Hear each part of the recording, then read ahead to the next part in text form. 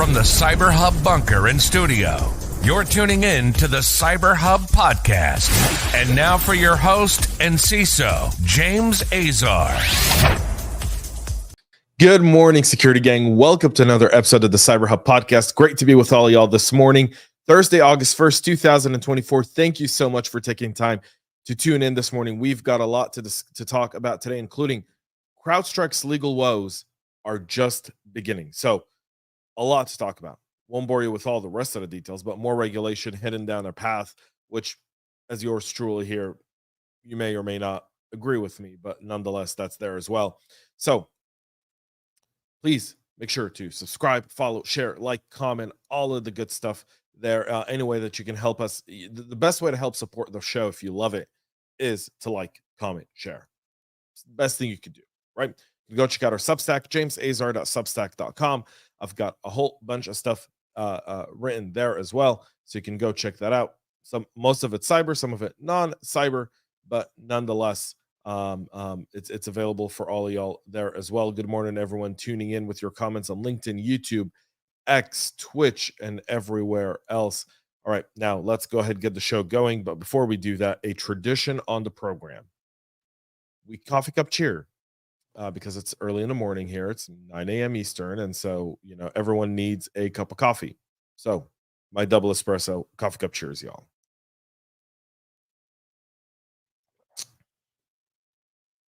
One more sip. Once it hits your lips, it's just so good. It's just so, I'll do another one. I'm kidding. All right. We're not going to old school this episode today, but let's go ahead, kick off with CrowdStrike really starting to feel the impact beyond the recovery of the largest global IT outage of all times, potentially. Now, just the Fortune 50 losses from the outage is estimated at 5.4 billion. I've seen the global cost is around 1.6 trillion global. So let that sink in for just a minute. CrowdStrike is now starting to face lawsuits from both investors and customers following the incident that caused the outage. Roughly 8.5 million devices worldwide entered the blue screen of death loop on July 19th after CrowdStrike pushed out a bad update that was not properly tested. Insurer Parametrics estimates that the total direct financial losses for U.S. Fortune 500 companies, excluding Microsoft, to be at around 5.4. The total loss estimated around 15 billion. I've seen other people suggest $1 trillion or more globally. Delta, for their end, are estimated to have lost $500 million due to the outage. Delta's dealing with more than 176,000 refund or reimbursement requests after being forced to cancel thousands of flights. The airlines hired David Boyce, an attorney known for representing U.S. government in antitrust cases against Microsoft. He also worked for Hollywood mogul Harvey Weinstein and Elizabeth Holmes as well. In addition to the potential Delta lawsuit, CrowdStrike faces a class action by investors as well. There, the complaint alleges that CrowdStrike make materially false and misleading statements and omission about its product updates, and the fact that updates could cause major outages and pose a substantial reputation harm and legal risk to the company. Now, some will point out that CrowdStrike could actually be shielded by this, meaning they're unlikely to be liable in the Delta lawsuit. Now, look, theoretically speaking, there's some, there's some truth to this. Could an update hold them liable? The question is going to come from disclosures, right? So all these lawsuits are really fishing, and what they're fishing for is a leadership disclosing the truth.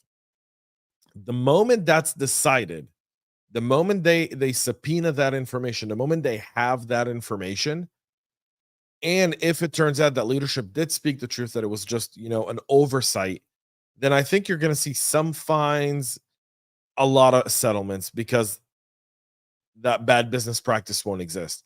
But if it's cultural, if through the subpoenas, if through discovery, they find cultural issues with this, meaning there's misleading investors, there's misleading of customers, then the fate of CrowdStrike begins to really hang on the balance of juries and judges across this country. Um, and I would be much more bearish about the company than I am today. Much more bearish. I'm very bullish on the company today. I think they're going to recover just fine, but I think discovery is going to really matter here, and that's what all these people are coming up with. So there's that for CrowdStrike. Before we proceed on this morning's show, I do have one thing. Tomorrow, before Hacker Summer Camp, next week, over the weekend, today, tomorrow, Saturday, Sunday, Monday, many security practitioners are descending into beautiful Las Vegas, Nevada for Hacker Summer Camp. Hacker Summer Camp consists of multiple different major events that are taking place in the city over 10 days, including B-Sides and DEF CON and a few others. So really, really, really exciting time. And I decided to drop my 2024 most innovative companies. Here's a little preview of what's dropping tomorrow. I spent the first about 6 months of this year meeting with a whole bunch of different organizations, a whole bunch of different companies, them not knowing that I was actually looking at them for part of this list, really just inquiring minds want to know type of approach. So I want to preface by saying that none of the companies that you will hear about today paid to be part of this segment. No one sponsored it. No one was offered a sponsorship. This is kind of my anti a list of, kind of giving people that. So these companies to me are at the forefront of innovation. Here's a few rules of this. This is 100% independent. It's my personal opinion, not anyone else's. I did speak to a lot of peers about these companies. So that drops tomorrow, 11 a.m. My 5 most innovative companies.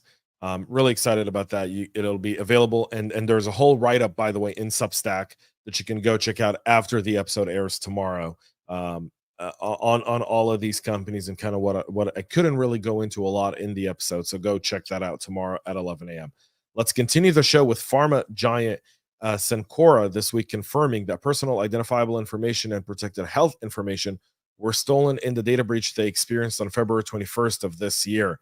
In a July 31st filing with the SEC, Cencora said that additional data beyond what was initially identified has been exfiltrated. The company's identified and completed its review of most of the exfiltrated data. The review has been confirmed that the data includes PII, PHI, most of which is maintained by a company subsidiary that provides patient support services. Cencora also noted that the attack has not had a material impact on its operation, that its systems remain fully operational, and no material impact on financial condition or results of operation is expected as a result of the breach. So there is that. A ransomware attack on a major U.S. blood center prompts hundreds of hospitals to implement shortage protocols. Nonprofit One Blood, which operates like these really, really cool buses, by the way. If you've never seen it, if you live overseas, you've never seen this in the States, but these buses are really a lifesaver. So to kind of show up to a major industrial complex, like a big office building or whatnot, where there's thousands of people, and they sit there all day, and you can go and donate blood at your convenience, right? You donate a few vials of blood. It helps, kind of keep people, kind of going. The nurses there are super, super nice. They give you cookies and all kinds of stuff. I mean, I'm not big on needles, but nonetheless, I've done my fair share of donating blood here. So this is a nonprofit organization. It's really a critical part of the blood supply line for healthcare facilities. And now it's experienced a ransomware attack that's impacting its ability to operate. They've implemented manual process and procedures to remain operational, but they take significantly longer to perform, and they impact inventory availability, said Susan Forbes, the senior vice president of corporate communication. In an effort to manage the blood supply, they've asked the more than 250 hospitals they serve to activate critical blood shortage protocols and remain in that status for the time being. One Blood said it's now working with cybersecurity specialists along with federal and state officials to resolve the crisis. The organization provides blood and other healthcare material to hundreds of hospitals across the states of Alabama, South Carolina, Florida, Georgia, and North Carolina. The organization remains operational, but nonetheless, if you are able to volunteer and help them recover, I think I was texting someone from there this morning, and they said that they could use all the help they can get. So keep that in mind. There's that there. Digicert urges critical infrastructure operators to request a delay if they cannot reissue their certificates as required by an ongoing certificate mass revocation process that was announced yesterday. We talked about this on the show yesterday. We now have numbers. The procedure requires 6,807 impacted customers to reissue nearly 84,000 certificates within 24 hours by July 31st. You've got to log into your Digicert Central account and identify impacted certs. If the process is not completed before then, the website service or application using the revoked TLS certificates will lose connectivity. Digicert identified a system update in August 2019 as the cause of the issue, which led to some validations being conducted without the underscore prefix until it was discovered on July 29th of this year. So this kind of went on for almost 5 years. The problem was fixed weeks earlier on June 11th as part of a user experience enhancement project, but these certificates need to be revoked and reissued. CISO has issued a warning. Many have done the same, so I hope most have done that as well. A recently identified remote access Trojan is targeting Android users to steal their information and their money via account takeover, according to Cleafy. Dubbed Bingo Mod and unrelated to known malware families, the RET allows threat actors to initiate money transfers from infected devices. They bypass authentication, verification, and behavior protection by performing on-device fraud. After infecting the device, the malware leverages permissions to steal user information like SMS, credentials, and account details, performs overlay attacks, and provides remote access via VNC-like functionality. It's likely developed by Romanian speakers simply because they're using Romanian, Italian, and English in the malware. Bingo Mode is in development phase, where developers are experimenting with obfuscation techniques to lower its detection rate against a V solution from the whole sample collected, and what has emerged is the will to try and manipulate anti-analysis configurations rather than making the malware more complex in terms of functionality. The malware was first identified in May of this year. It's distributed via smishing attacks. Once permissions are granted, a payload is executed and the user is locked out of the main screen while Bingo Mode collects device information and establishes communications with a CNC. It runs in the background, it's logging keystrokes, it's intercepting SMS messages, and it's establishing a socket-based connection with the CNC, enabling the threat actor to perform roughly 40 remote operations, like interacting on the device's screen and click buttons, fill forms, navigate between applications. It also allows threat actors to send SMS messages from the infected device, which could be used to further spread malware. All in all, we're seeing that come through. Hey, you know what would really help cybersecurity practitioners? Guess what? More regulation about reporting stuff and not setting standards, not holding accountability at all. By the way, Australia leads the world in bureaucracy. I really do believe it. I love the country of Australia. I love Australian people. Spent time there. Love the place. Despise what the government is doing to the cybersecurity industry as a whole. Significantly, they're investigating victims. They're shaming victims of crimes. They're not really taking on the idea that they're facing a national security threat in cyber legitimately. And now Australian companies are going to have to disclose any ransom payments they surrender to ransomware attackers, because guess what else you need to do that when you're dealing with a cybersecurity incident? And this is the challenge we have in cyber. We have the challenge of the diet pill. What do I mean by that?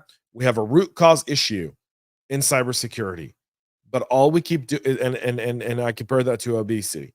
We're fat, and instead of doing lifestyle changes, we're taking diet pills. And the government, instead of looking at how they can help make lifestyle changes better, meaning banning specific dangerous foods and chemicals from the food supply line, ensuring more transparency when it comes to what's on the bills of materials for your food.